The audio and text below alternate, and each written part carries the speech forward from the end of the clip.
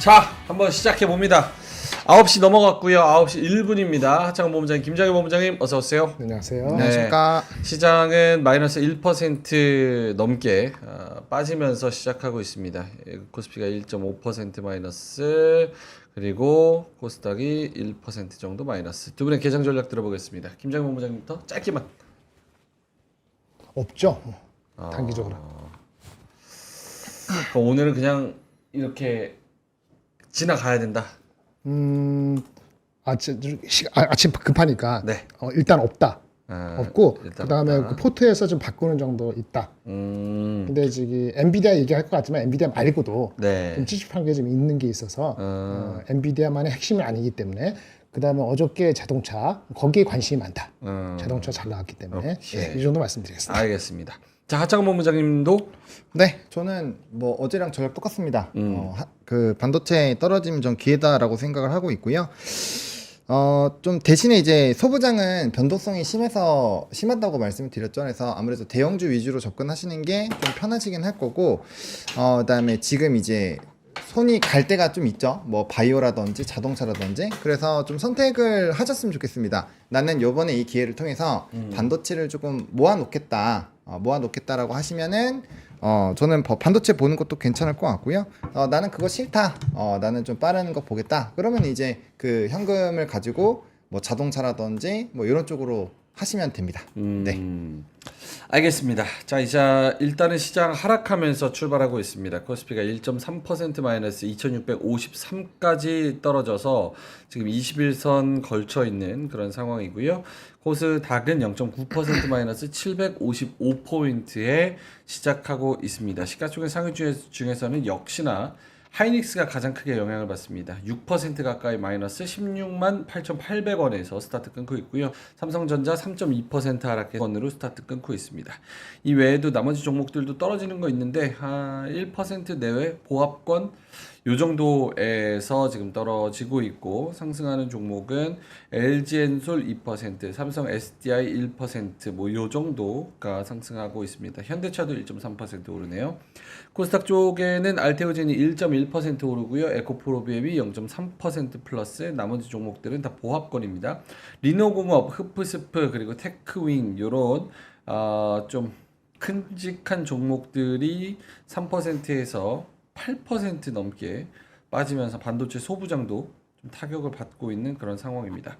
업종으로 봐도 역시나 가장 많이 떨어지는 건 반도체와 반도체 장비, 이런 애들이 PSK 홀딩스가 9%, 유진테크 8%, 한미반도체 7% 이렇게 밀리면서 시작을 하고 있습니다. 자, 하창원 본부장님한테 물어본다면 눈에 띄는 업종, 눈에 띄는 섹터 있을까요? 네, 일단은 어제 시간에서 자율주행 쪽이 좀 떴었죠. 그러다 보니까 자율주행 지금 좀 시끄러운 상황이고, 그 다음에 이제 자동차 쪽, 그리고 신규 상장주 요런 쪽이 지금 좋은 모습을 보여주고 있습니다. 그래서 뭐 해당 부분에서 일단 좀 플레이가 나올 것 같고요. 그다음에 이제 바이오 쪽에서도 뭐 유한양행이나 오스코텍 장 초반부터 일단 좀 나쁘지 않은 흐름 나타나고 있고, 뭐 ABL 바이오, 에이프릴 바이오, 뭐 이런 쪽도 리가킨 바이오 이런 쪽도 뭐 나쁘지가 않습니다. 그리고 LG에너솔루션 오늘 또 올라요. LG에너솔루션, 삼성 SDI 뭐 이런 쪽도 좀 움직이고 있어서 전반적으로 최근에 조금 시끄러울 뻔한 애들 플러스 알파로 이제 그 현대차 관련된 쪽이 좀 좋은 흐름이고, 오늘 반도체는 많이 눌리죠. 반도체 많이 눌리는데 뭐 반도체 눌리면서 이제 변압기, 뭐 연간 산업군들 좀 같이 빠지고 있습니다. 뭐 이건 사람마다 좀 관점이 다를 수 있겠지만, 네. 뭐 저는 개인적으로 뭐 이따가 설명을 좀 드리긴 하겠지만, 저 개인적으로 기회라고 생각을 하고 있어서 좀 오늘 근데 그건 좀 아쉽습니다. 젠슨왕이 나와서 얘기를 했는데 그 이제 SEC에 나온 그 보고서의 내용을 거의 똑같이 읽었어요. 그러니까 또 추가적으로 뭔가 얘기를 안 한 게 좀 아쉽고, 그다음에 오늘 액침 냉각도 사실 조금 움직일 수 있지 않을까라는 생각을 좀 했거든요. 네. 왜냐면 멘트 안에서 그 얘기가 나왔기 때문에 만약에 이제 자율주행 쪽 다 쏘고 나면은 뭐 액침 냉각 뭐 이런 쪽은 좀 일부 움직임이 나올 수 있어서 관련된 종목은 관심 종목 정도에만 뭐 미리 사놓거나 그런 게 아니라 관심 종목에만 넣어놓고 움직이나 한번 그냥 관심만 가져보시면 좋을 것 같습니다. 알겠습니다. 김장현 본부장님도 코멘트를 좀 해. 저는 뭐 할 거 없어요. 오늘 현대차 리포트 나온 거 인프레시브에서 그거 좀 말씀드리는 거하고 어저께 말씀드린 2차 전지 관련된 리포트 나온 거 금전적인 거 한번 말씀을 드리는데 오전에 못하면 오후에 되는 거니까 특별한 건 없습니다. 자, 알겠습니다. 뭐 시장은 여기 정도로 볼까요? 사실 오늘 뭐 크게 그 구체적인 뭐 엔비디아에 따른 반도체 소비장의 하락 뭐 이런 거를 더 궁금해하실 것 같아서 그리고 자동차 얘기를 더 궁금해할 것 같아서 수급은 지금 뭐 외국인 기관 다 마이너스 시키고 있는데 금액이 한 800억, 100억 요 정도라서 이따가 좀 지나가서 수급을 좀 보도록 하겠습니다. 자, 일단 김장현 본부장님 하실 말씀 오늘 그냥 편하게 하시면 될 것 같습니다. 네, 뭐부터 할까요? 엔비디아 코멘트를 듣고 싶어 할 것 같은데 다들. 아, 그래요? 네. 아까 여도운 씨 있는 거 했는데 네. 그거를 반복해도 괜찮겠죠? 네. 짧게만 그럼 하겠습니다. 예. 네. 그러면 뭘 할까요? 실적은 잘 나왔고요. 네. 이제 보시면은 이제 실적은 보겠습니다. 네, 300억 불 예상보다 컨센서스보다 한 4% 잘 나왔고 QOQ로 15%고 YOY 122%입니다. 데이터 센터 게이밍 이거 얘기할 거 없고요. 가이던스는 325억 불 플러스 마이너스 2%라 얘기했기 때문에 2%라 얘기했기 때문에 하단 기준으로 따지면 컨센서스에 거의 부합했던 것 같고요. 상단 기준으로 따지면 제가 말씀드린 330억 불에 나오는 건데 중간값 325억 불 약간 부족했지만 그래도 뭐 이건 준수했다. 그러면 그렇게 되면은 325억 달러가 300억 달러 배들은 8% 올라가는 거고, 그 다음에 컨센서스 대비는 2.5%니까 전체적으로 보시면 어떻게 돼요? 2분기 실적이나 3분기 가이던스는 컨센서스 대비는 2%, 5%니까 애널리스트 넘버와이즈가 하기 때문에 아마 예측, 포캐스트는 아마도 한 3%에서 5% EPS를 더 올릴 것 같습니다. 2%에서 5% 더 올리니까 네. 목표 주가를 낮추기가 좀 궁색하죠. 주가가 빠졌다 하더라도 어쨌든 넘버는 그렇습니다. 300억 불, 325억 불 나왔고요. 그리고 이제는 그것이 어저께 말씀드린 요즘 말씀드린 가이던스라든지 뭐 시장하고 비슷한데 어저께 말씀드린 것처럼 매출에 대한 실적이 위스포가 300억 불, 310억 불 나온 거 약간 못 미쳤단. 근데 못 미쳤다 할 수는 없어요. 이건 준수했고요. 가이던스는 이게 이슈인데요. 여기 330억 불 정도인데 325억 불하고 플러스 마이너스가 여기 빨간 거 안에 들어온 거잖아요. 그렇죠? 네. 나쁘지 않은데 일부 위스퍼가 350억 불까지 있었다고 합니다. 근데 이거는 어떻게 있었는가라고 하루 지나서 아무 의미가 없을 것 같지만 의미가 있어 말씀드리면은 요거 차이는 뭐냐? 컨센서스 325억 불, 이제 가이던 325억 불하고 위스퍼 넘버 355억 불 차이는 뭐냐? 이것이 블랙웨이다. 라고 보여집니다. 왜냐하면 블랙웰이 4, 4분기에는 들어가고 수십억 불 정도가 4, 4분기에 들어간다 했거든요. 그래서 11월에서 1월 사이에 4, 4분기에 블랙웰이 들어가는 수십억 불이 혹시라도 일부분이라도 왜냐하면 8월 달에 들어가기로 한 것이 한 4주에서 6주 미뤄졌다 했기 때문에 그러면 10월 달에 들어갔을 수도 있거든요. 그러면 10월 달에 들어갔을 수 있었으면은 325억 불 플러스 알파가 있었을 거다라는 그런 추론에서 이런 위스퍼가 나오지 않았을 나왔던 게 아닌가 3Q 전망에 대해서 이렇게 추론할 수 있습니다. 그거 실망이라면 실망일 수 있어요.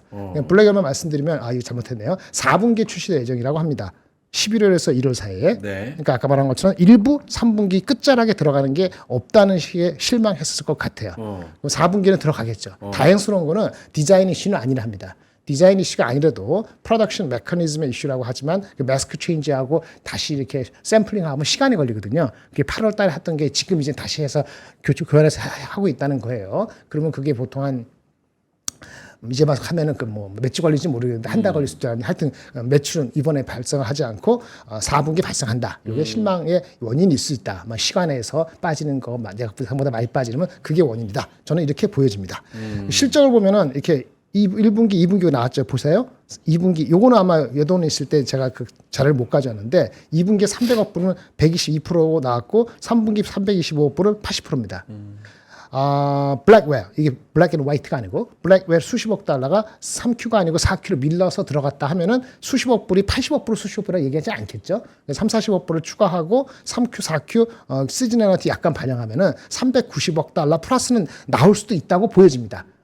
그러면 이제 70%대 성장률을 다소 주도되지만 여전히 높은 성장률이 예상되는 거죠. 그러면 주가 시나리오 말씀드리겠습니다. 오늘 실적 나오기 전까지 컨센서스 곱하기 30에서 40배면 106불, 140달러 기억나시죠? 네. 100달 간 거고 컨센서스가 아까 조금 높다 그랬잖아요. 그럼 애널리스트가 순진하게 그대로 반영해서 하면은 그러면 30배, 35배, 40배 하면은 주가가 110불, 120 중반, 140불이 나옵니다. 매크로하고 관련되기도 하고 이거 그럼 4분기 나온다면 믿어야 돼 말아야 돼. 예를 들어서 뭐 이런 식으로 생각하면은 35배 이상은 못 갈 수도 있습니다. 당분간. 네.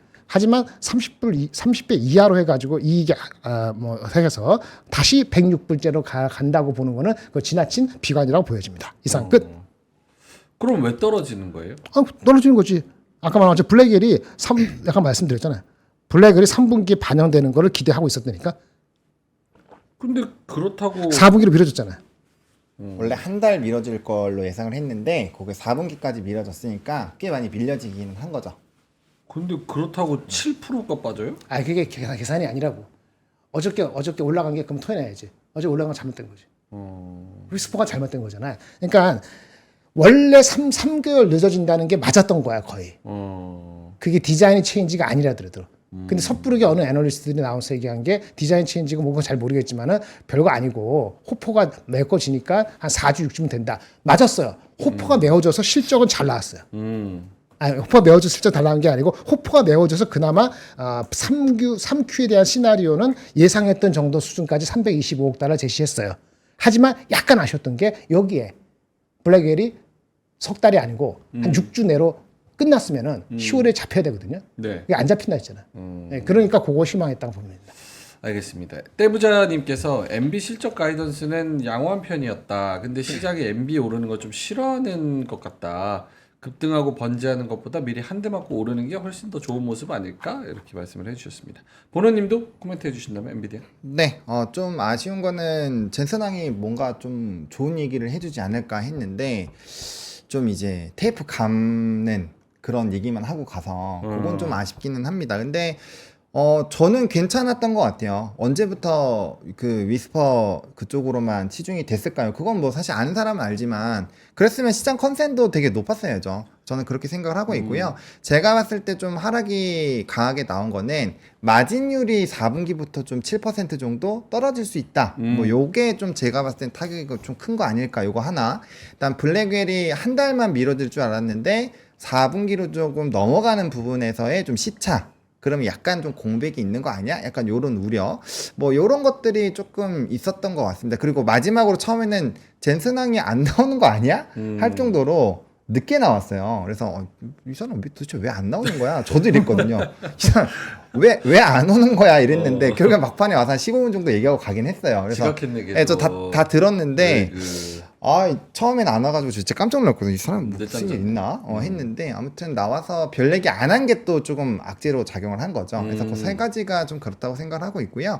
저는 약간 시장이 그 의사가 많이 엇갈리기 시작을 하는 것 같아요. 자 보세요.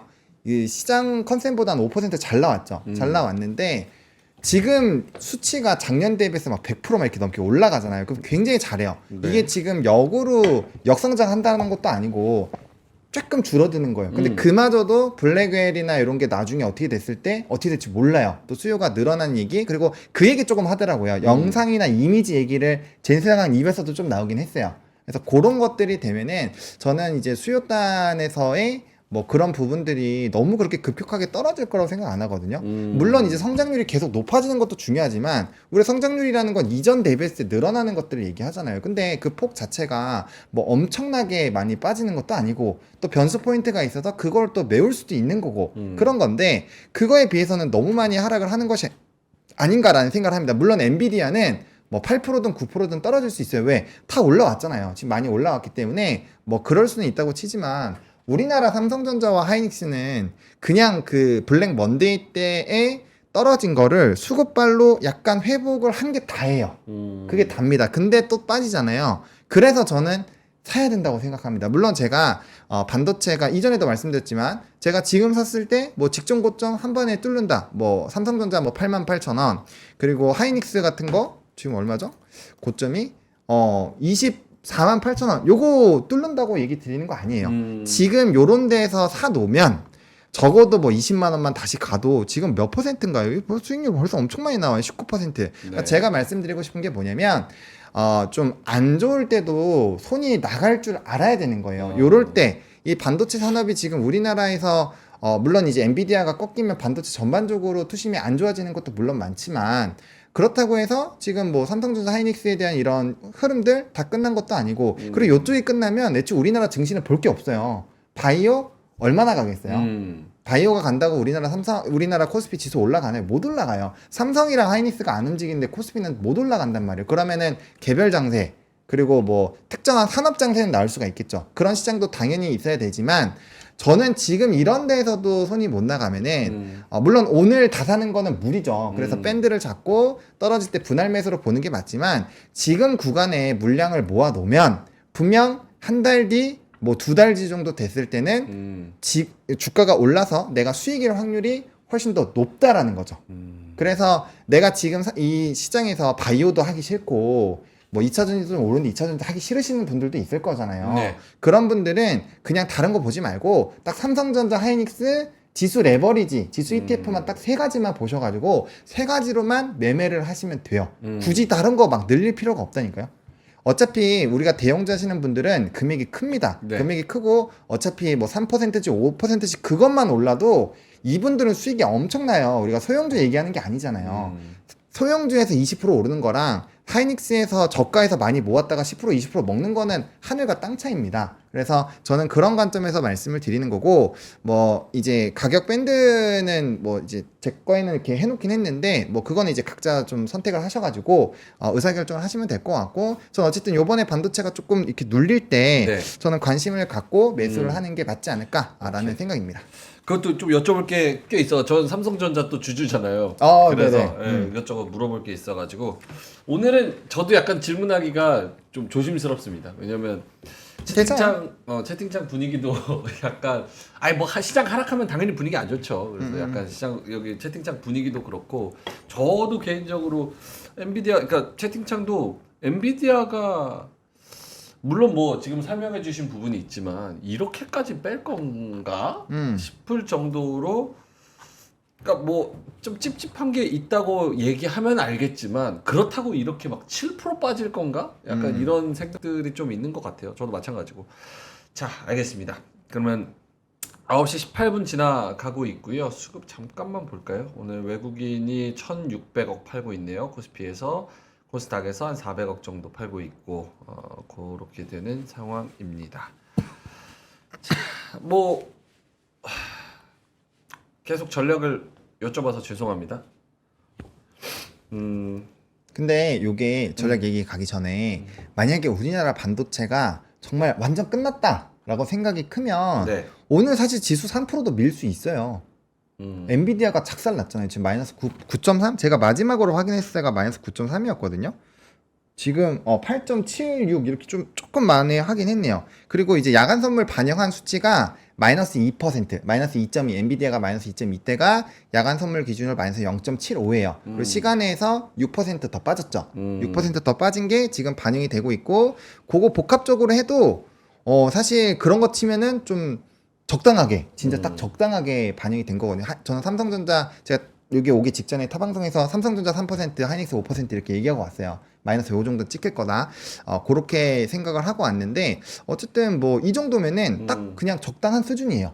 오케이. 네, 그래서 뭐 이거는 그거죠. 왜 안 떨어지겠어요? 파는 사람도 많지만 그만큼 사는 사람도 있기 때문에 주가가 안 밀리는 겁니다. 사실 우리 뭐 블랙 먼데이 때 보세요. 밀려고 마음먹고 밀면은 엄청나게 밀고요. 그 다음에 오히려 이게 더 잘 된 거예요. 외국인이 먼저 팔았잖아요. 그러니까 물량이 한 번에 이렇게 안 떨어지는 것도 약간의 좀 영향이 이런 데서 만들어진 것이 아닌가라는 생각도 조금 있습니다. 김정일 본부장님도? 저는 얘기할 게 없어요. 오늘 얘기해봤자 저한테 하나도 도움이 안 되기 때문에 가만히 있겠습니다. 왜요? 아까 설명 다 됐잖아. 알겠습니다. 내가 무슨 얘기를 하길 바래요? 아니요 모르겠어요. 그래서 지금 어떤 생각을 가지고 계신지 아까 다 설명드렸는데 다시 한번 드려요? 아니요. 왜 저한테 그러세요? 제가 뭐 발표했습니까? 다시 한번 드리냐고. 제가 떨궜어요. 여기서 주가가 빠진 이유를 얘기하면 마치 내가 해서 빠지는 것처럼 오해할 거 아닙니까? 안 그래요. 아니 그러니까- 그런 거 아니야. 그러니까 그러니까 저기 주가 시나리오도 다 얘기했잖아요. 다시 말드릴게요. 엔비디아가 저기 이 전망이 낮아지지 않을 거라고 얘기했잖아요. 네. 컨센서스보다 높아나는데 지 컨센서스 넘버를 높일 텐데 목표 주가를 어떻게 낮추겠어요, 애널리스트들이. 낮출 수 있습니다, 블랙웰 때문에. 하지만 대부분은 낮추지 못할 거예요. 그러면 이제 센티먼트이기 때문에 30달까지 가면은 싸다라고 사람들이 느낄 겁니다. 그게 $110라고요. 지금 얼마 시간에서? 시간에서 얼마예요? 시간에서 116달러. 그래, 그러면 더 빠지면서 살 수도 있다. 음. 그런 걸 인프라에 한 거잖아요. 음. 예를 들어서. 그러면 왜 35배에 127다 있지 왜 내려와라고 따지시 물으면 내가 할 말이 없지. 파는 사람이 많으니까 왜 파는 사람 많겠어. 블랙을 하니까 짜증 나잖아요. 아니 이제는 아니 그러니까 4분기에 블랙을 되면은 지금 사야 되는 거 아니야? 살 사람 사라고. 근데 팔 사람이 많대잖아요. 그러니까 밀리는 거라고. 그 삼성전자 하이닉스가 왜 빠지냐고요? 똑같이 올라갈 때 못 올라오고 그건 대한민국 주식이고 저번에 얘기했잖아. 엔비디아 말고도 마이크론이 지금 나흘째 빠지는 이유가 넌 HBM도 지금 노이즈가 나고 있는 거에 부담을 느끼고 있다니까요. 그래서 더 빠지는 거예요, 우리가. 그러니까 아까 보노님이 말한 것처럼 오늘 같은 빠진다 용기 내 사셔도 돼. 왜냐면 저도 말씀드렸죠. 네. 그 경기 침체 우려났을 때 삼성전자가 7200원까지 가고 삼성 하이닉스가 15만 원대 갔잖아요. 가면은 오바다. 근데 그렇게까지 가는 건 오바라리잖아요. 그러면 지금부터 그때까지 어딜 갈 것이니 나도 몰라. 여러분 센티먼트 보고 접근하는 거지. 다만 저는 말씀드렸을 때 이거 3분기 실적이 삼성 하이닉스 좋다는 거.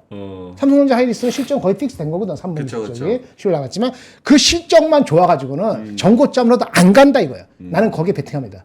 정고점은 금방 안 가요. 정고점은 금방 안 가지만 안 올 수도 있어요. 안 올 수도 있어요. 올해 내 안 올 수도 있고요. 가더라도 빨리 안 옵니다. 내가 봤을 때는 삼성전자 하이닉스 실적이 엄청 서프라이즈 나온다고 10월 중순쯤 돼가지고 다 얘기하고 금리 인하는 한 번밖에 안 해도 미국이 경기 전조하고 다 액션이 돼야지 비스무리하게 가볼까 말까인데 나는 거의 베팅을 못하니까 트레이딩은 빠지면 사서 트레이딩 하시라 이거야. 근데 이제 전체적으로는 난 뉴트럴 이상 못 가져가겠다. 그런 얘기를 하는 거고 이게 의견이 다를 수 있는데 지금 이 순간에는 어떤 얘기를 해도 좋은 얘기를 못 듣지. 주가 올라간다고 얘기를 해드리는 게 좋잖아요. 그렇죠. 근데 나는 내 돈이면 오늘 안 낸다 이거야. 됐죠? 오케이. 그러니까 삼성전자 하이닉스가 물 좀 가져올게. 아침부터 방송을 여러 가니까 목이 아파. 아니 근데 난 아무 질문을 안 했는데 왜 화가 나신 거예요? 김장일 본부장님 이래도 와! 이제 내가 불러도 화가 나시나 봐. 어쨌든 김장일 본부장님 말씀은 삼성전자 하이닉스 이전처럼 그 뭐 7만 원대, 15만 원대 뭐 요렇게로 내려가면은 이거는 오바라고 생각하지만 그렇다고 전고점까지 빠르게 간다고 생각하지도 않는다. 그렇죠. 그게 엔비디아 실적으로 이것저것 그러니까 나온 것 같다. 그 생각을 하실 필요는 있을 것 같아요. 그러니까 이게 지금 분위기가 안 좋은 게 이런 거잖아요. 실적 뭐 봤을 때 나쁘지 않은데 네. 그리고 뭐 그래 뭐 블랙일이나 이런 것도 있을 수 마진 좀 꺾일 수 있죠. 왜 안 꺾이겠어요. 종목인데 사실 근데 잘 나왔잖아요. 근데 그런데도 안 좋으니까 사실 기분이 나쁠 수 있죠. 그리고 또 이제 반도체를 했으면 그나마 덜 억울해요. 난 반도체가 아니고 주요 산업이 아닌데 갑자기 엔비디아 지들끼리 막 축제 벌이다가 이제 떨어지니까 나머지 지금 산업군들에도 사실 그렇게 좋은 영향은 안 주잖아요. 그러니까 기분은 나쁠 수가 있어요. 기분 나쁠 수 있지만 근데 이제 주식을 너무 감정적으로 하면 또 안 되는 거니까 지금에 맞게끔 어떻게 전략을 설정하는 게 굉장히 좀 중요하거든요. 근데 저는 모르겠어요. 이 얘기가 뭐 틀려서 나중에 이제 여러분들이 원망을 하실 수 있지만 제 판단은 그렇습니다. 이럴 때 안 사면 언제 사겠느냐라는 거죠. 좋아요. 질문을 드릴게요. 아까 제가 하창원 본부장님한테 하려고 했던 질문은 네. 저 그때 몇 주 전에 벌써 몇 주가 됐네. 피해 금요일, 피해 월요일이 있었잖아요. 근데 제가 삼성전자를 피해 금요일에 샀잖아요. 그렇죠. 떨어졌을 때 샀어요. 그러니까 꽤 많이 떨어졌을 때 샀는데도 진짜 오늘 기준으로 이거 몇이야? 마이너스 6%? 뭐 이래요. 그러니까 오늘 빠져서 그 기준으로 마이너스 6%, 7% 이렇단 말이에요. 근데 엔비디아 실적만큼은 물론 블랙웨어 이슈도 말씀해 주신 만큼 이해는 했지만 어쨌든 엔비디아 실적이 저렇게 나옴에도 불구하고 오늘 하이닉스가 6%막 이렇게 빠지면 사실 다음에는 어떤 모멘텀으로 이게 갈 수 있을까? 이런 고민은 하기는 하거든요.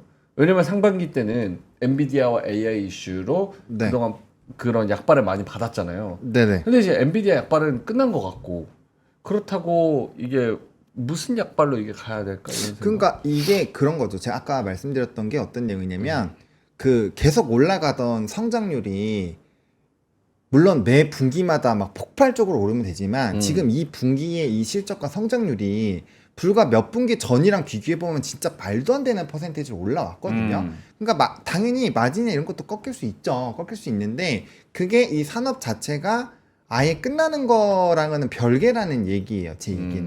그러니까 엔비디아가 약간 일부 실수도 있고 수익성이 좀 줄어들 수 있지만 그 안에서 이제 피자가 굉장히 커지고 뭐 경쟁자도 많아지고 하느냐 그게 더 중요하다라고 생각하는데 저는 이 피자의 크기가 앞으로 더 커질 확률이 좀 높다라고 생각을 하고 있고 그다음에 이제 그 젠슨왕이 얘기한 것 중에서는 이제 그 좀 기업들, 좀 많은 기업들이 어쨌든 엔비디아 칩을 사용한다라는 부분에서의 좀 멘트들이 거기 보고서에 나와 있는 거랑 똑같이 막 하긴 했거든요. 그러니까 그런 수요단에 대한 흐름이 뭐 안 좋다거나 뭐 부정적으로 얘기한 것도 없어요. 그리고 이 또 젠슨왕이 팔았다가 자사주 다시 사잖아요. 그런 내용들도 있기 때문에 저는 반도체가 지금 완벽하게 끝났다라고 보기 어렵고 만약에 그렇다라고 이 외국인들이 전부 다 판단을 했으면 오늘 지금 양봉 캔들이 안 나오죠.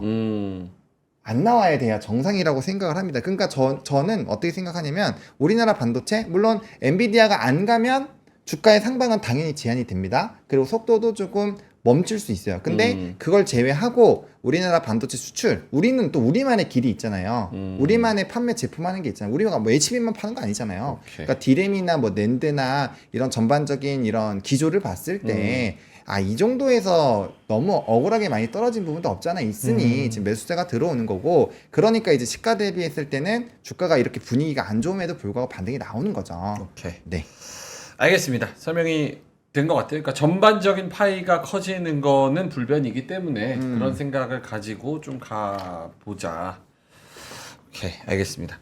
시장 한번 볼까요? 오늘 업종별로는 가장 많이 오르는 게 전기 제품, LG엔솔, SDI 뭐 이런 종목들 1.7%에서 4% 오늘 배터리가 제일 강한 것 같고요. 그 다음 이어지는 게 바이오, 제약바이오, ABL이 16%, 뭐 앱클론, 오스코텍, 유한양행도 있나? 유한양행도 오늘 오르던데 그런 종목들 3%에서 10% 정도 상승하고 그 다음에 이제 자동차가 현대차, 기아 요게 0.4%, 2% 요 정도 또 오르고 있는 그런 상황입니다. 반도체 장비가 제일 많이 떨어지고 그리고 변압기 좀 떨어지고 그리고 이수페타 뭐 이런 쪽에 애들도 좀 떨어지고 자 김정은 본부장님 자료 한번 갈까요? 네. 하겠습니다. 네. 일단 코스피 전망부터 하겠습니다. 네. 네. 코스피 전망 네. 하향 조정됐나요? 네, 그렇죠. 상단을 하향합니다. 상단은 조금 하향. 하향하겠습니다. 9월 6일 날 그 8월 달 고용 그 지표 나오잖아요. 실업률 나오고 네. 8월 데이터가 실업률이 많이 안 올라갔으면 좋겠고요. 조금 지금 4.25거든요. 지난달이. 근데 4점 조금 내려간다고도 보고 있는데 네. 어쨌든 간에 그 경기 침체 얘기는 당분간 안 나오고 크게 안 나오고 나오긴 나오죠. 안 나오고 금리 인하는 빅컷이 없고 금투세는 연기는 되고 요 과정에서 크게 변동이 있으면 다시 또 변동이 있겠습니다. 그렇죠. 네. 네. 나쁜 시나리오, 좋은 시나리오 하지 않고 중립적으로 말씀드릴게요. 지금 이제 2,600 얼마죠? 80, 70, 80 이렇게. 2650. 5인가? 하여튼 대충 중립적인 거네요. 그리고 그 지역별로는 크게 변화는 없고요. 유가가 안정이 될 것 같아요. 유가가 지금 올라갈 것 같지 않습니다. 아무리 생각해도. 네. 안 올라가는 것이 뭐 꼭 좋은 것만은 아니에요. 경제가 미국이 뭐 중국이 뭐 빨리 안 올라온다는 증거이기도 하고 네. 물론 그 지정학적 리스크가 크게 번지지 않는다는 가정을 가지고 있기 때문에 그런 것도 있는데 하여튼 저는 그렇습니다. 그래서 유가는 큰 변수가 아니라 봐서 인도를 더 높이겠습니다. 인도 한 번도 안 간 사람이 인도 되게 잘하는 척하네라고 비꼬아도 할 말 없어요. 인도 갔다 왔다고 해서 인도 잘하는 게 아니거든요. 미국 유학 갔다 와서 영어 잘하는 거 아니듯이 그런 얘기 하지 마세요. 기분 되게 나쁘니까. 그러니까 미국은 20에서 18% 줄입니다. 한국은 좀 기다리겠습니다. 네. 많이 줄여놨고 여기 더 나쁜 것보다는 미국 달러가 약세되는 게 맞잖아요. 근데 우리는 원화를 맞춰서 약세는 못 시킬 거예요. 금리 인하를 더 빨리 못 할 거거든요. 그러면 원화 강세, 달러 약세 기조가 가면은 이제 미국 주식 살 때는 조금 더 불리합니다. 무슨 얘기인지 아시겠죠? 네. 금투세가 만약에 연기되면은 세금은 우리는 여전히 안 낼 수도 있잖아요. 음. 근데 이제 아까 엔비디아가 어떻게 될지는 나도 모르는데 저도 저 같으면은 100달러 근처 오면은 살 수도 있을 것 같아요. 110달러. 하여튼 어쨌간에 하지만은 미국보다는 차라리 하이닉, 그러니까 제가 딴방송 얘기하는데 마이크론 빠지는데 하이닉스 어떻게 그러는데 마이크론 하이닉스 빠져요. 근데 나 같으면 마이크론 걱정할 거면 하이닉스 사겠어요. 네. 근데 문제는 지금은 둘 다 안 살게요. 사면은 그렇다는 건데 미국 주식보다 한국 주식이 특별히 불리하지 않은 것 같습니다. 달러 약세로 지속이 되는 측면에서 그래서 이렇게 되고요. 그러다 보니까 미국 빠지고 인도 가니까 현금은 그대로네요. 35%. 만약에 앞에 얘기한 경기 침체 확률이 조금이나마 높아지면은 그러면 이제는 현금을 높이고 어디를 더 줄여야 되겠죠. 예, 그렇게 되는 거고요. 섹터적으로는 제약바이오 많이 높였는데 탄성으로 가는 겁니다. 이게 뭐 엄청 여기서 더 실린 게 아니고 원래 이거 했을 때가 벌써 한 일주 됐잖아요. 좀 올랐을 거 아니겠어요. 뭐 한 1.5% 조금 더 실어 보는 거예요. 네. 큰 의미는 많지는 않은데 금융 밸류압은 원래 은행 중심이었었는데 자동차 어저께 보니까 자동차 괜찮은 것 같아요. 눌림목 받으면 눌림 받을 수 있어요. 달러 약세가 빨리 돼서 원화가 강세가 되면은 자동차도 피크하고 계속 얘기가 나올 수도 있습니다. 네. 많은 어저께 나온 그런 거 봤을 때 자동차 괜찮은 것 같아서 19% 높습니다. 합하면 42%입니다. 오버웨이트 하고요. 그 다음에 화장품은 뭐 나쁘진 않은데 다른 거 지쳐질 것 같아요. 오버웨이트지만 좀 줄이겠습니다. 신재생 에너지 방산조선 이미 뭐 많이 줄어났기 때문에 뉴트럴 유지하겠습니다. 신재생은 미국 쪽이고요. 한국은 이쪽에 있습니다. 근데 변압기 낮춥니다. 반도체 쪽에서 제가 여기 뒤에 보시는데 반도체 테크는 언더입니다. 네. 그래서 언더보다는 나아요. 저는 언더보다는 중장기적인 그림이 변압기가 난데 저는 현대 일렉트릭 정도만 가지고 가고 나머지는 쉽지 않을 수도 있다고 봅니다. 뉴트럴 낮추고요. 기타 테마주 트레이딩은 여기 이렇게 갖다 붙여서 또 2차전 실할 수 있는데 제가 잘 몰라서 2차전지 어저께 얼마 사요? 그러면 내가 한 3%요 그렇게 얘기했잖아요. 그런 마음이라고 보시면 되겠고요. 네. 이거를 하기 싫으면 빼면은 현금이 늘어나는 거고요. 이거를 더 넓히면은 다른 데 줄여야 되겠죠. 다른 데 줄이는데 여기 먼저 줄이지는 않을 것 같아요. 그러니까 요절 줄이지 않고 당분간은 이렇게 갈 것 같아요. 언제까지 이거? 뭐 9월 달 정도까지 초반까지는 중반까지는 이렇게 갈 것 같습니다. 이게 제 느낌입니다. 오케이. 갔다 오시고 만약에 리포트 나온 거 있으니까 시간 네. 되면 하고 아니면 안 하겠습니다. 알겠습니다.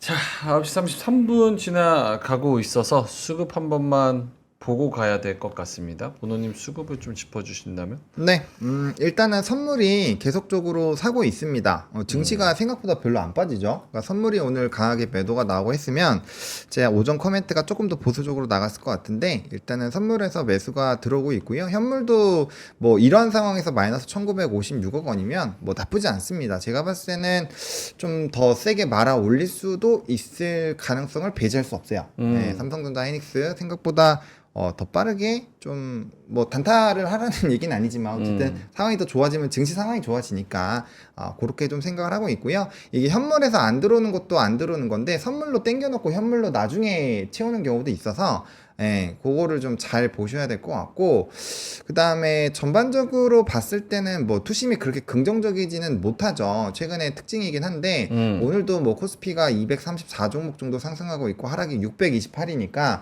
거의 3배 정도의 좀 괴리가 있다라고 보시면 될 것 같고 뭐 코스닥 같은 경우도 한 4배 정도 차이가 나죠. 근데 이제 지금 9시 한 34분 넘어가는데 거래 대금이 지금 한 3조 정도 나왔거든요. 그러니까 좀 활발하게 되고 있기는 해요. 활발하게 되고는 있는 상황이고 그래서 어쨌든 간에 뭐 이 좀 수급이 특정 산업군에 상당히 많이 집중이 되어 있다라는 부분으로 보시면 됩니다. 그래서 만약에 그런 거에 간택을 받으면 상당히 좀 주가는 탄력적이게 될 거라는 점. 그래서 지금 반도체가 약간 쉬어간다라고 했을 때 반도체가 기회라고도 볼 수 있고 그다음에 이제 뭐 바이오가 가장 매력적이긴 하죠. 그래서 바이오 쪽에서는 뭐 유한양행, 알테오젠 뭐 CDM 뭐 요런 애들만 보셔도 충분합니다. 나머지 네. 더 작은 거 안 보셔도 전혀 상관없어요. 그렇게 생각을 하고 있는 상황이고 일단 외국인과 기관에서의 이런 수급 기조가 더 확대가 되지 않는 상태에서 선물의 매수세가 조금 더 유지가 되고 있는 상황이어서 여기서 좀 반전 포인트가 나올 수 있지 않을까라고 생각을 하고 있고 그다음에 선물의 베이시스 차는 지금 다시 좁혀놨어요. 뭐 분위기가 좋지 않으니까 좀 좁혀놨는데 이걸 얼마나 벌려주는지가 좀 핵심이지 않을까라고 생각을 합니다. 알겠습니다. 지금 외국인이 가장 많이 파는 종목들을 한번 볼까요? 외국인이 가장 많이 사는 종목은 현대차 EUB. LG엔솔, 기아, 포스코홀딩스 이렇게 사고 있고요. 삼성전자, 유한양행, 하이닉스 이렇게 팔고 있습니다. 삼성전자 한 700억 팔고요. 유한양행은 320억, 하이닉스는 180억 어제 정도. 얘기했잖아. 유한유는 너무 많이 갔다고. 아쉬워하지 말라고. 오늘도 7% 올라. 안 갈 거야 이제. 에? 많이 못 갈 거야. 와 이거 완전히 그냥 오바지. 에? 오바 쫓아가려다가 천국의 계단 열렸는데. 오바 쫓아가려다가 당하는 수가 있어요. 이제. 미련 유한양행은 오늘도 7% 올라서 14만 5천 원. 얼마에 팔았지? 10만 6천 원, 10만 7천 원, 10만 7천 원에 10만 7천 원. 예. 지나간 거는 뭐 지나간 보내줘야죠, 대로. 그렇죠? 네, 맞습니다. 보내줘야죠. 뭐 그럼, 하나도 안 어떡하려고. 아쉬워요. 맞아요. 뭐라고 이게?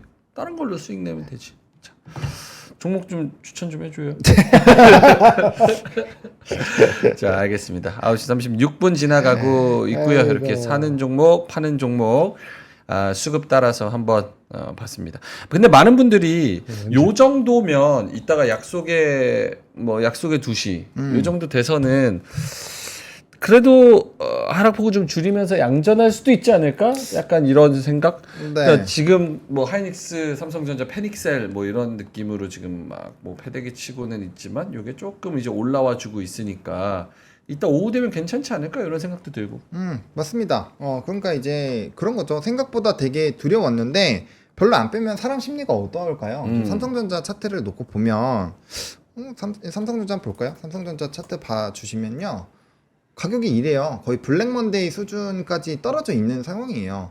이때 그럼 사람들이 물론 엔비디아 기대감이 있기는 했지만 엔비디아가 안 된다고 생각을 아예 안 하진 않았을 거잖아요. 이때는 왜냐면 엔비디아나 이런 것들도 같이 박살나고 있었을 때니까 그런 것들 다 감안을 해보면 충분히 지금 가격대에서는 뭔가 올라갈 수 있는 그런 룸이 있다라고 보는 게 맞죠. 그리고 뭐 절대적으로 한번 생각을 해보는 거죠. 주가가 박살나서 물론 턴어라운드 기대감도 있고 엔비디아 쫓아오긴 했지만 뭐 여기 이때 가격대에 있었던 그런 실적 그때 뭐 이제 좋아지기 시작을 했을 때죠. 그런 것들 보고 더 좋아진다고 했을 때 과연 rum이 없을까? 그리고 제가 봤을 땐 요 아래로 내려가잖아요. 엄청 살 겁니다. 저조차도 사고 싶을 것 같아요. 요 정도면은 저도 뭐 이렇게 저는 67,500원은 안 깬다고 생각을 하고 있는데 지금 현 시점에서는 어쨌든 지금 75,000원 이하로는 굉장히 저는 매력적인 구간이라고 생각을 합니다. 그래서 그렇게 생각을 하고 있기 때문에 이런 것들 좀 말아 올라주면 그래도 좀 힘을 내주고 있는데 그래서 수급만 조금 더 받쳐주면은 뭐 충분히 그러한 흐름들 만들어낼 수 있지 않을까 싶어서 근데 선물이 계속 들어오고 현물도 마이너스 기조가 좀 줄거든요. 그래서 그런 것들 좀 잘 체크를 해보시면 좋을 것 같고 뭐 나는 오늘 사기 싫다 하시면 내일 사도 뭐 문제 없어요. 모레 사도 문제 없습니다. 왜냐면 가격적인 부분이 상당히 지금 매력적인 구간에 있다라는 거지 오늘이 아니면 안 돼요는 아니거든요. 그렇기 때문에 뭐 그런 거에서 너무 급하게 의사결정 하시면 항상 미스가 생기니까 한번 이렇게 차분히 생각해 보는 거죠. 삼성전자 지금 가격에 샀어. 그래서 한 뭐 3개월, 6개월 이렇게 있어보자. 뭐 배당도 받고 해봤을 때 내가 못 볼까? 약간 이런 생각을 해보는 거죠. 내가 벌 확률이 높을까 아니면 이럴 확률이 높을까 그런 거를 고민해 보시면은 뭐 좋은 판단이 되지 않을까 싶습니다. 오케이. 알겠습니다. 자, 두 분의 자료로 가볼게요. 9시 39분 지나가고 있어서 김장현 본부장님 리포트 몇 개를 소개시켜 주신다면 네. 일단 현대차. 현대차 네. 많은 분들이 궁금해합니다. 일단 복잡한 넘버 하기 전에 네. 간단히 컨셉을 잡는 게 이 친구가 리포트 가장 잘 쓴 것 같아요. 아니 복잡한 숫자 많잖아요. 그렇죠. 엄청 많잖아요. 뭐가 좋은지 모르겠고 이렇게 적었더라고요. 제가 좋아하는 스타일입니다. 나중에 깎아 사줘야 될 것 같아요. 왜요? 아니 리포트 잘 써갖고. 리포트 잘 써서 제목 뭡니까? 유연성 미래투자 주주환원. 유연성 미래투자 주주환원. 네. 오. 보통 다들 주주환원 35% 이것만 기억하잖아요. 네. 뭐 그거는 사실 더 나올 걸 예상했어요. 그러니까 주가가 올랐겠죠 어저께. 네. 유연성 미래투자. 유연성 뭐냐면은 이겁니다. 일단 순수 전기차가 장기적인 목표는 안 바꿨어요. 2030년. 네. 2030 목표는 안 바꿨는데 중간은 바꿨습니다. 중간은 바꿨어요. 중간? 그러니까 2030년 목표는 안 바꿨다고. 근데 중간의 목표는 바꿨어요. 순수 전기차 목표는 낮췄어요. 저는 이게 중요하다고 봅니다. 단기적인 캐즘의 수요 둔화 지속 가능성을 인정한 거예요. 뭐 인정을 해야지 그다음에 액션이 바뀌잖아요. 그리고 하이브리드를 대폭 높였습니다. 한 2, 3년, 향후 2, 3년 만에.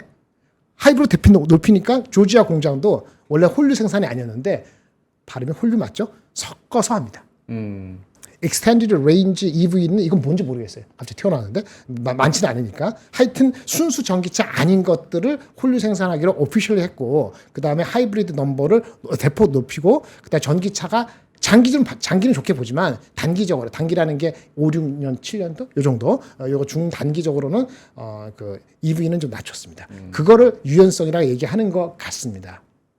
그리고 주주 환원은 뭐 수치는 35% 생각하십시오. 그러니까 저기 35% 주주 환원을 준다. 원래보다 많이 나왔어요. 근데 자사주를 똑같이 주는 건 아니고 탄력적으로 운영한다 했고 지금 그 35% 얘기한 거에는 인도 법인이 10월 달에 상장되거든요. 근데 그거 17.5% 지분 팔고 하면은 현금 유입이 사람마다 좀 다르긴 하지만 3조 얼마 들어온다 해요. 3조 얼마 들어가면은 아까 30몇 % 환원하면 거기서도 1조 정도 이상의 추가적으로 들어올 수 있거든요.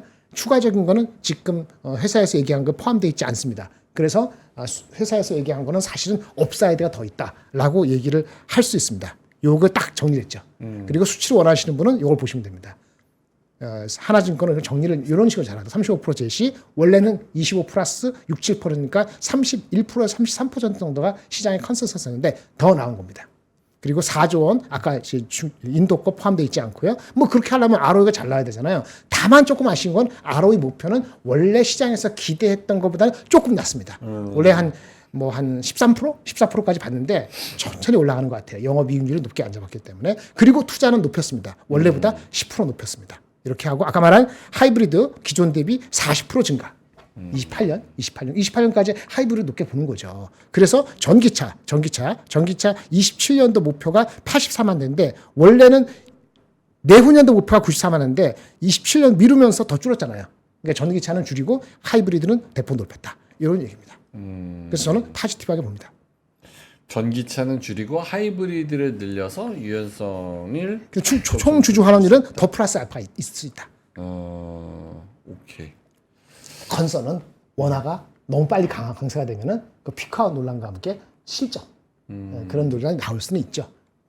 저기서 저 리포트들에서는 목표 주가 얼마로 제시했어요? 제가 다 보지 못했는데 대부분은 유지했던 것 같고요. 원래 높이가 낮기 때문에 33만 원, 30 몇만 원 했는데 어느 한 군데가 오늘 높인 것 같은데 잘 못 봤어요. 40만 원을 새롭게 보지 못했고 30만 원 초중반 정도 때 유지한 것 같습니다. 오케이. 26일 날 대신증권에서 40만 원짜리 나왔고. 그게 있었나요? 네. 40만 원짜리. 예, 직전 목표가가 40이었는데 40만 원 유지가 됐습니다.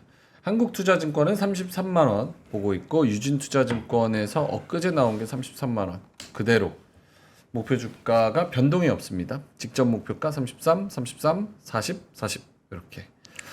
알겠습니다. 자, 보로님 자료 한번 갈까요? 네, 저는 오늘 뉴스는 안 갖고 왔고 오늘 조금 이렇게 그 현대차 코멘트 같이 해주신다. 왜냐면 0901님께서 네. 하보노가 현대차 우선주 꽤 강조를 했었습니다. 칭찬 한번 해주세요. 이렇게 말씀하셔가지고. 고맙습니다. 현대차 우선주. 이거 지금 현대차 딱 우선주. 증권 얘기 계속하면서 배당 이거 나쁘지 않거든요. 이렇게 말씀을 드렸는데 이 또 단가가 많이 올랐습니다. 좋은 의사결정 하신 분들.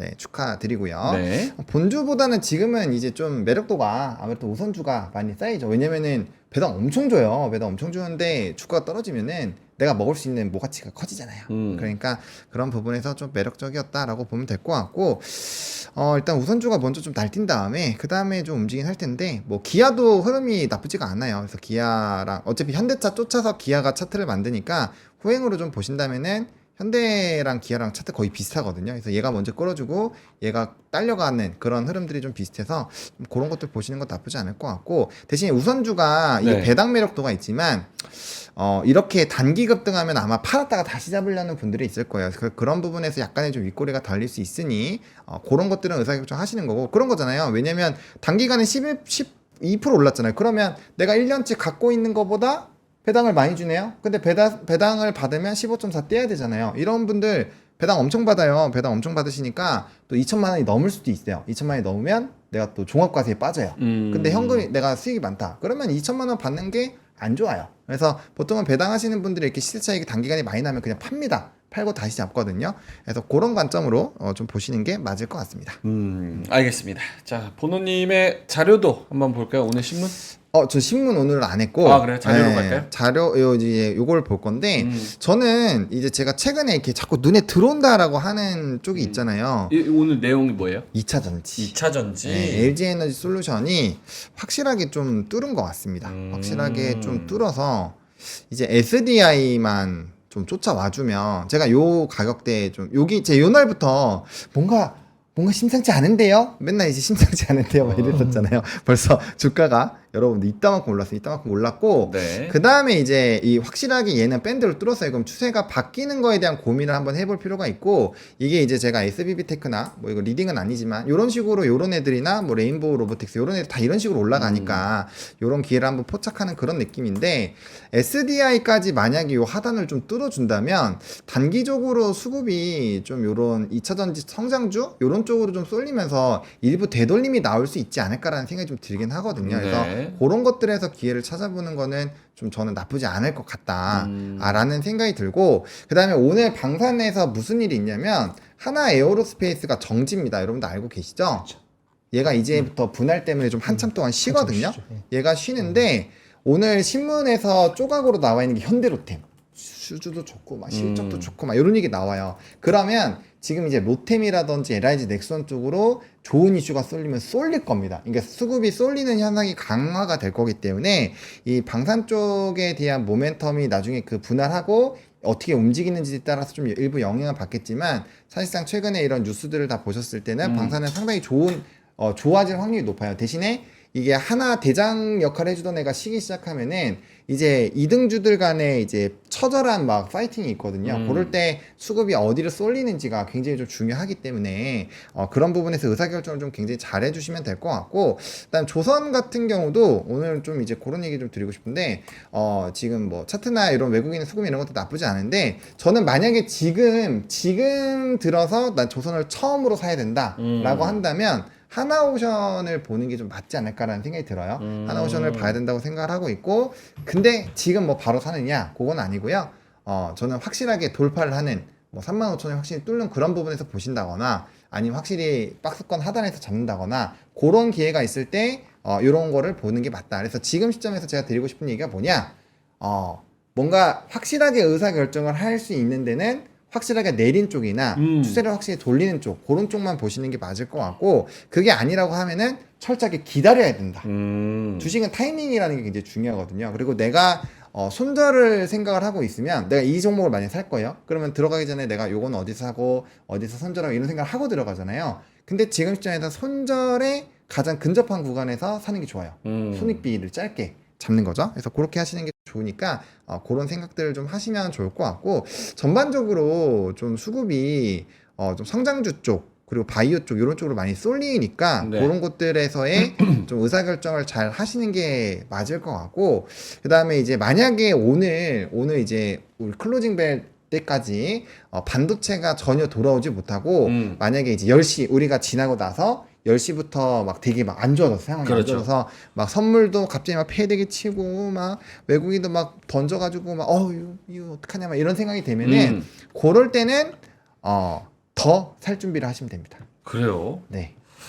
오. 저는 그 90, 11 저번에 채팅창에서도 이제 얘기가 나오긴 했는데 그 아직 유효하냐? 저 유효하다고 생각합니다. 그러니까 9월, 10월, 11월 이때 이제 매도. 상승을 좀 노려보자. 네. 왜냐면은 저는 대선을 앞두고 부러뜨릴 것 같지 않고요. 그 다음에 금리 인하를 하면서 뭔가 격하게 하면서 시장을 막 뒤흔들 것 같지도 않아요. 그리고 뭐 요즘에 국채 입찰이 엄청 잘 되고 있어요.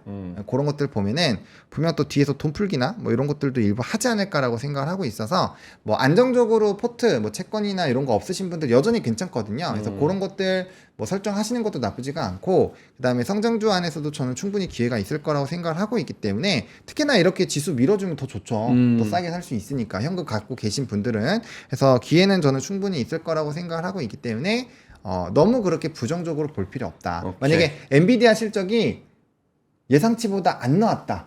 걔네 좀 가이던스 이런 거 좀 보수적으로 잡잖아요. 만약에 그랬으면은 저도 죄송합니다. 제가 좀 틀린 것 같아요. 이렇게 말씀을 드렸을 것 같은데 저는 그렇게까지 막 이렇게 뭐 할 필요가 없을 것 같아요. 너무 겁먹을 필요는 없을 것 같습니다. 가짜 하락이다. 가짜 하락은 아니죠. 이미 떨어지고 있으니까. 진짜 하락이긴 한데 그거를 매수 기회로 잘 활용을 하면 충분히 단기간에 그래도 이렇게 하락분에서도 내가 뭔가 많이 할 수 있는 그런 기회를 창출할 수 있지 않을까라는 생각이 강하게 듭니다. 알겠습니다. 자, 9시 50분 지나가고 있어서 김장현 본부장님도 자료 있으시거나 코멘트 있으시면은 하시고 자료 뭐 드리겠습니다. 네. IBK 증권에서 나온 건데요. 네. 이게 좀 오늘 29일인가요? 오늘 29일입니다. 어저께 들으려는데 8월 27일 나온 겁니다. 네. 많은 사람들이 읽어봤더라고요. 내용이 뭐예요? FN 가이드에서 매크로입니다. 매크로. 많은 사람들이 봤어요. 네. 그러니까 지금 펀드맨이만 본 게 아니고 FN 가이드 보면 누가 많이 봤는가 이 숫자가 나오거든요. 나오니까. 이제 그날은 많이 봤어요. 그래서 저도 한번 소개는 시켜드려야 될 것 같습니다. 아주 새로운 건 없습니다. 근데 여기 없네, 안 가져왔네. 일단은 의심스러운 연착륙 시나리오. 제가 여기에 동의하는 건 아닙니다. 하지만 연착륙 시나리오가 다 좋게 생각하는데 10가지 요인 중에서 점검했다는 거예요. 혹시 잘못돼가지고 부정적으로 작용할 가능성이 있는 게 뭐가 있는가. 10가지가 뭔지 다 잘 이렇게 말씀 안 드릴게요. 뭐 한 3-4가지는 뭐 트럼프가 되면 어쩌고저쩌고 그런 거 있고 뭐 캐리 트레이드 청산이 다시 될 수도 있고 뻔히 아는 거. 그거 말고 나머지 한 몇 개 정도가 있더라고요. 그거 말씀을 드리겠습니다. 일단 근데 핵심은 결론은 뭐냐면 시장이 지나치게 낙관적일 때는 연착륙이 아니고 연착륙이 아닐 가능성에 주가가 움직일 수 있다. 그러니까 10가지 중에 다 부정적으로 된다면 경착륙의 가능성이 뭐 70% 80% 되겠지. 그럼 이미 끝났겠지. 그거 지금 아니죠. 그렇죠? 근데 너무 낙관적으로 가면은 또 나쁜 뉴스에 민감할 수 있으니까 너무 좋게 보지 말아라. 이런 얘기입니다. 그럼 10가지 중에서 뭘 얘기했느냐? 뻔히 하는 거는 고용시장의 본격적 둔화, 엔캐리 이거는 매주 확인되는 거니까 네. 지켜보시고 이런 얘기를 했더라고요. 근데 이것도 이율 배반적인 면이 있습니다. 금리 인하를 했어요. 그럼 누가 그래요? 금리 인하를 하면 결국은 그거는 경기한테 좋은 거 아니냐? 맞아요. 금리 인하하면은 금리가 높을 때보다 좋잖아요. 그렇죠? 근데 금리 인하하고 효과가 얼마 만에 날까요? 한 1년은 있어야죠. 6개월 최소한. 6개월, 9개월이거든요. 그래서 오히려 금리 인하 단행 초기에는 약하다. 금리가 계속 내려갈 것으로 기대되기 때문에 투자가 지연될 수도 있다. 이런 얘기를 하는 거고요. 그리고 그러면 이제 금리 인하를 지금 9월부터 시작하면은 내년도 네. 봄이나 여름 이 사이에나 한 2분기 어느 시점에나 나타날 수 있다는 얘기죠. 동시에 또 반대되는 얘기입니다. 우리가 긴축을 해가지고 작년 금리를 멈춘 게 언제죠? 작년도 7월인가? 금리를 멈춘 게 인상 멈춘 게 그때부터예요. 네. 그럼 그때까지는 뭐 어떻게 했지? 그때까지는 긴축이 잠깐 올라간 거잖아요. 예? 긴축이 영향을 안 미쳐서 경제가 지금 탄탄한데 긴축의 효과도 2년 차에 나타난다. 네. 그러니까 긴축의 효과가 1년 차가 아니고 2년 차면 그것도 올해 연말에서 내년 상반기에 긴축이 와서 경기가 실제 둔화되는 게 잘 안 보인다 하지만은 내년 상반기 경기 둔화가 확실히 보일 수 있는 징크스 이벤트가 있고 반면에 초기 금리 인하의 효과는 그때까지 나타날지 안 나갈지 확실치 않은 게 겹치면은 그러면 이제 경기 침체가 올 수 있다는 이런 시나리오죠. 이거 사실 이분만 얘기하는 게 아니고 다른 분도 얘기하는 사람이 있어요. 근데 보통은 이코노미스트 폴코스 된 친구들은 대부분 이렇게 부정적이거나 아니면 좀 걱정을 많이 합니다. 그런데 이렇게 정리했어요. 보실래요? 네. 봅시다.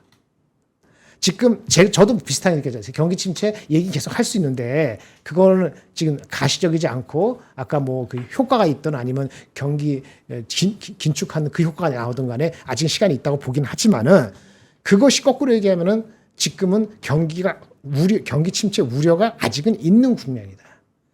이런 얘기고 그럴 때는 비중을 축소해야 되고 경기 침체가 확인됐을 때는 점진적인 확대다. 오케이. 근데 지금 경기가 호조 국면은 아니지 않느냐. 경기는 둔화 국면 맞으니까 그 호조 국면이 아니기 때문에 비중 확대하기는 애매하고 그 다음에 침체 국면을 염두에 두기 때문에 확대하는 것도 애매하다. 뭐 이런 얘기를 하는 거예요. 그래서 심리가 너무 좋을 때는 경계하라 이런 뜻으로 저는 읽혔는데 워낙 전반적으로 좋게 경기 침체가 없는 걸로 지금 다 해가지고 주가가 다 회복했잖아요. 주가 다 회복했잖아요, 미국도. 그러다 보니까 그 약간 긍정적으로 많이 가다 보니까 요 IBK 하우스가 기본적으로 약간은 중립 이하입니다. 전반적으로 이 하우스가 이코노미스트 중심이 많아서 하지만 그럼에도 불구하고 이런 리포트가 나왔는데 당연히 엄청나게 읽혔다는 정도는 아실 필요가 있다고 생각해서 말씀을 드렸습니다. 끝.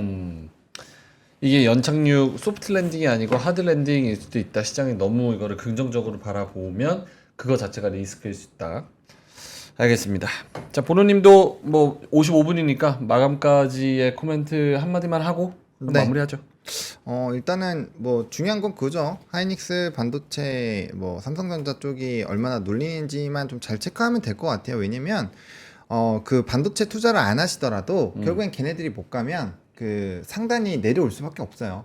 그게 이제 우리가 어떠한 전략으로 시장을 바라보는데 영향을 줄 수밖에 없기 때문에 그 부분을 좀 보시면 좋을 것 같고, 기존에 보던 거 계속 보시면 됩니다. 이제 현선물의 차이가 좀 벌어지는지 긍정적인 방향으로, 아니면은 뭐 현물은 조금 팔더라도 외국인의 선물 매수세가 그래도 견조하게 유지가 되는지 뭐 그런 것들만 잘 지켜보시면 될 것 같고, 사실 뭐 이 정도면 대장에서 사실 뭐 미국장에서 막 지금 막 뭐 여기서 막 엔비디아 뭐 5% 10% 이렇게 더 빠지지는 않을 거니까 네. 그런 거 배제하면은 뭐 요 정도 수준에서 이제 뭐 테마성 이슈 나오면 좀 테마성으로 움직일 거고 그렇게 될 거기 때문에 저는 뭐 그렇게까지 막 무난무난하게 뭐 어려움이 겪지는 않을 것 같고, 오히려 올랐으면 올랐지 좀 막 이렇게 여기서 뭐 1.5%막 이런 식으로 빠지진 않을 것 같아요. 그래서 그런 부분들만 잘 보시면 될 것 같아서 그냥 차분하게 너무 겁먹지만 않고 시장 바라봐 주시면은 괜찮을 것 같습니다. 오케이, 알겠습니다.